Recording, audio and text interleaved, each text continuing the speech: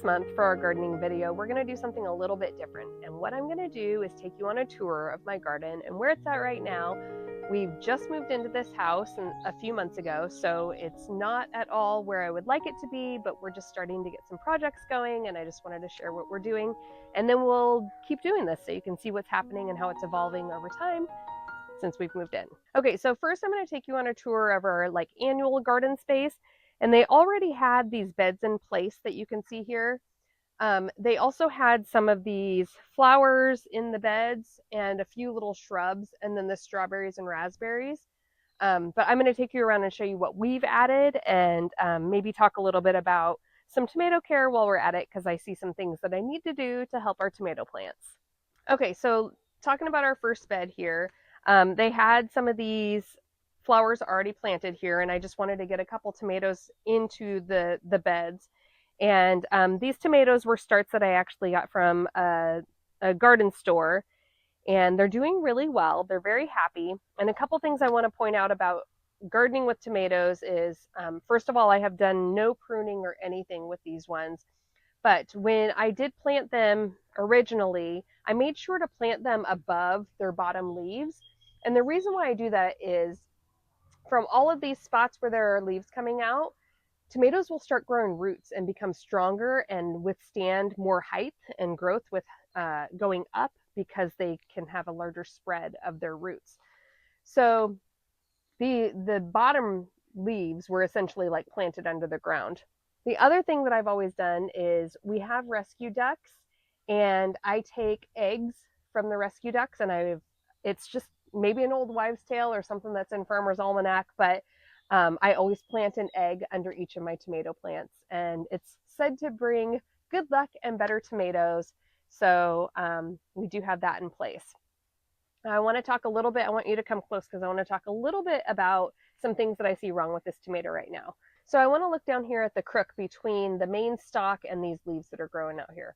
First of all, tomatoes hate water on their leaves, and you can see that because this leaf is so close to the ground, that even though I'm watering into the soil and not over the top of the plant, this is a very unhappy leaf. So I want to remove this, because there's energy being taken from this leaf as it's trying to thrive or survive in this environment. But first I want to talk about this. In this little crook here, we have what's called a sucker. Whenever you are growing tomatoes, you want to go around every week or so and look for any suckers that are growing. These typically will not flower at all, and they're just taking energy away from your main plant. So I'm going to remove this leaf, which is separate from removing a sucker. And then I'm also going to remove that sucker. And then here's another sucker here. So we've got our main leaf, and then we've got a sucker coming through here. We're going to remove that. We've got one up here. Going to remove that. They're very easy to remove. We're just going to check all of our little crooks. There's a good one right there. That's a really nice one that you can see. Sorry, little guy, you gotta go. So I'm going to do that to all of my tomato plants. And every week, as I'm walking through and watering them and just kind of looking over them, I'm going to remove any suckers that I see. I remove all of the leaves too from the bed, and I put them in my compost. There are just certain types of leaves that are okay to drop and leave, but tomato leaves are ones that I tend to just want to get out of the beds completely. Okay, so for this bed here, there were a couple shrubs that were already in place that aren't doing very well, so I'll probably end up removing them. But what I have here is a pea trellis, and we planted a bunch of peas, but the birds and the slugs have gotten them. So we ended up picking up a few starts to see if those would survive, because they're a little bit more established. So with slug issues, I talked about this last month as well, putting either some copper around your beds or hazelnut shells to prevent slugs from entering the beds would be the best thing to do here. I've done neither, so obviously you can see that I'm paying the price. On the other side of this trellis, I have some cucumbers, and these are going to be the eating cucumbers that we have. So we'll use these for slicing and using in our salads. And then down here, these guys are looking a little rough, but we just had weather in the 90s shortly after I transplanted them. But we've got some lemon cucumbers and then some pickling cucumbers. And then I've got some dill growing. So I want to talk a little bit about companion planting. This guy's not looking super great, but again, they got transplanted right before the weather shifted. So they're struggling a little bit, but they're going to be okay. I think that they'll come back and be fine. But if we think about companion planting, that's finding plants that grow well together and don't suck the same nutrients out of the soil. And an easy way to consider what would go well together would be things that you cook together or use together when you're preparing food or if you're canning food. So cucumbers and dill go together because we make pickles out of them. So that can give you a good sense of what a good companion plant would be. There are charts all over the internet as well that you can pull up and tells you what to plant next to and not with other things. In this bed, they already had some lavender and they had some lemon thyme, and those are really happy, so I'm not going to remove them at this point. I also have some dill growing, and then I have some cilantro that's just getting ready. It's just starting to come out of the soil. Cilantro goes really well with peppers and tomatoes, so I have those also in this bed. These tomatoes, I'll do the same thing that I did with the other tomato plant over there. I'll need to pull all the suckers and then pull off any of those leaves that are too close to the ground because, again, tomatoes do not like to be watered from above. You'll want to have a little well or a place where you're watering alongside of them to ensure that the water is not touching the leaves as much as possible. The other things I have growing here are pole beans and bush beans and then corn. These were, again, transplants right before the little heat wave, so they're struggling a little bit. But a good guideline is with corn, if it's at the point they say knee high by the 4th of July, it's an old saying from Farmer's Almanac or whatever. If it's at about that height, then you know that you're doing well as far as being able to harvest your corn before the end of season. Corn and beans love growing together, and the great thing about it is once your corn stalks have grown, your beans can start growing up them. They're great to grow together, so I highly recommend. They also just do really well with not taking nutrients from each other in the soil. So amazing companion plants. This whole bed here is just a bunch of herbs. They had some oregano in place already, and then they had this, whatever it is.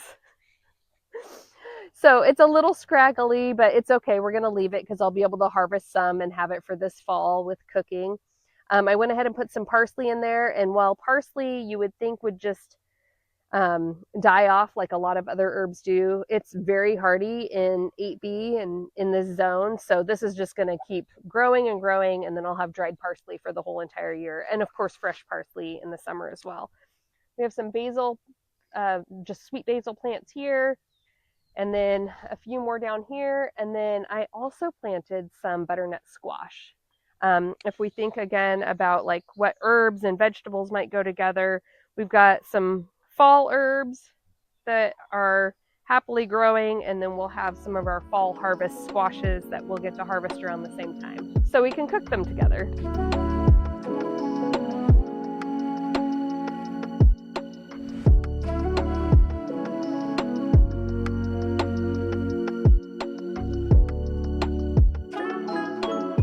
So the last bed here is one that was already in place before we moved here, and it's strawberries at the bottom and then raspberries growing up above. I've never grown the two together, but they seem to be happy. I don't know if they're pulling nutrients from each other. I'll have to do a little research on that. One thing to be mindful of, though, when you're growing strawberries, especially in this area, is that they are not annuals. People think you have to replant them every year, but you do not. They're going to keep growing, and then they also like to vine out, and they will start rooting and growing all through the wood chips. We have the whole perimeter of our property is covered in strawberries, and they are very prolific and wild here in the Pacific Northwest. So we love our strawberries, but unfortunately the season's not as long as we want it to be.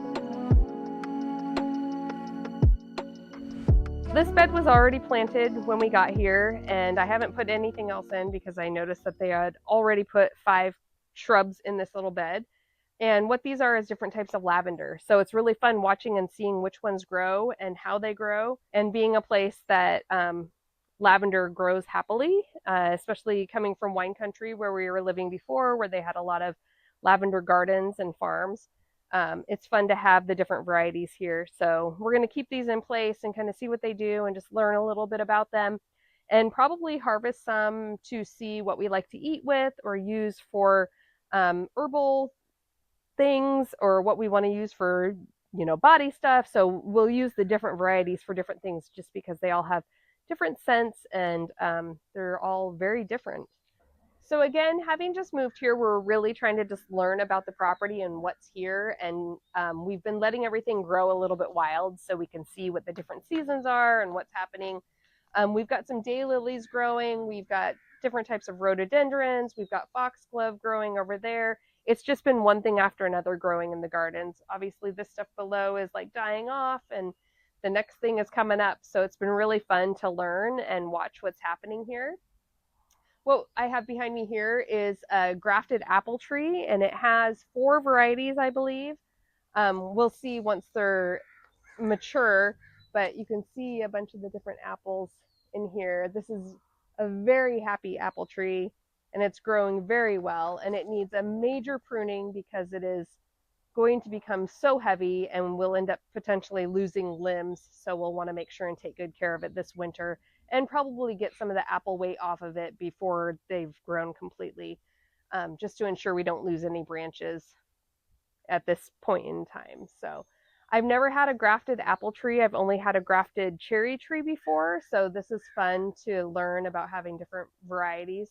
Um, if you if you're wanting to know what I mean about a grafted apple tree, so all of our fruit trees that we get from any type of garden store are actually grafted onto a dwarf, semi-dwarf, a different type of stock.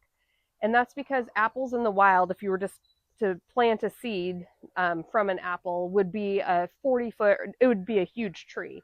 And so in order to keep them more manageable and ones that we can have in our gardens, they graft them onto a trunk of a tree that keeps them smaller. And then when they're grafting, they can graft different varieties because apples need different varieties in order to cross pollinate, in order for you to have fruit. So we can get into that in another video. That's a whole deep dive. So anyway, having 4 different varieties that are very happily cross pollinating, and it's obviously a very productive tree. So it's done well with its graft, and they used varieties that do actually cross pollinate well together. Okay, so let's take a tour through what we are calling Enchanted Forest. And you would only know what the Enchanted Forest is if you live in Oregon and you've visited the Enchanted Forest, which is down near Salem. And I grew up near Salem, so that's how I know all about it. And as an adult, I still make my way down there sometimes. So through our Enchanted Forest, you can see we've got little critters and gnomes, including my meditating gnome at the beginning of our little walk. And then above me, you can see that we have a fig tree that has taken over. It is gigantic. I don't even know how tall it is. Probably 30 feet tall. And you can see fruit all over throughout this tree. So we're going to have a huge mess this fall. So if anyone likes figs, DM me and I'll give you my address so you can come get some. And then as we go further into the backyard, which is kind of messy right now because we've been doing work, you can see that we are lucky ones that have bamboo. Oh no, look at those. God. And we've already pushed back this bamboo from about this point where you can see this new stalk to there. I guess maybe not quite that much, but pretty close. And we are just going to be battling this until we get it somewhat managed. So trying to reclaim some of our property. So we're creating a little bank here and we're going to put some steps in. And then this is a new addition. Don't pay attention to the ducks' muddy water because they're just muddy. But we created a larger enclosure for them after we saw that there was a Cooper's hawk that was trying to get to them. So they have a nice large enclosure. And then we have planted rosemary and lavender all around them, as well as some honeysuckle that will start growing over their enclosure so that they have beautiful, lovely, scented gardens surrounding them in these beds. And then over here, we have something that grows like weeds in this part of the country, and it probably does everywhere, and that's lemon balm, which I do like to harvest and make tea out of. So we're taking care of it and letting it just do its thing. We have wild ferns everywhere, just a lot of native plants that we're leaving in place and letting them do their thing because they're very happy here. And then to wrap up our tour, we are circling right back around to the front of the property. And along both sides of this pathway are blueberries, which grow very well here in the Pacific Northwest. You can come see them. These ones are going to be ready probably a little bit later, July, maybe August. And then we have some early ones, but these are pretty tiny, so I don't know that we're going to get much of a harvest out of those this year. And the last thing here we have are elderberries. And this is the first year that this one is berried out. And it looks like we just have a few little berries coming in, but it was planted too close to the house, so we've got to figure out what to do with it because it can't grow here. So unless we just keep it small, which is another possibility. So I'll keep you posted on our next garden tour on what we end up deciding to do with this. But elderberries are great, and I love to make elderberry syrup for in the winter. We use that for helping keep our immune system strong to fight off all the nasty bugs that come through, especially when we have 9 months of low sunlight and a lot of rain. So that's it for the July garden tour, and we'll keep updating you as things evolve and change. One of the big projects we have coming up is the shrubs surrounding our whole entire property are going to get a really good haircut. And while this is not necessarily the best time of year to do a lot of trimming, these are out of control and they're shading a lot of the other stuff in the garden. So we're wanting to try and get them pushed back a bit to help save all the other trees that we have around. You can see it encroaching on this apple tree, and it's starting to push the lilac trees too close to the house. So we have to do a little bit of maintenance, all the while like still allowing the land to do what it needs to do for us to get to know it as we are living here. So see you next month. We'll give you an update. I'm sure things will change, and we'll see you soon.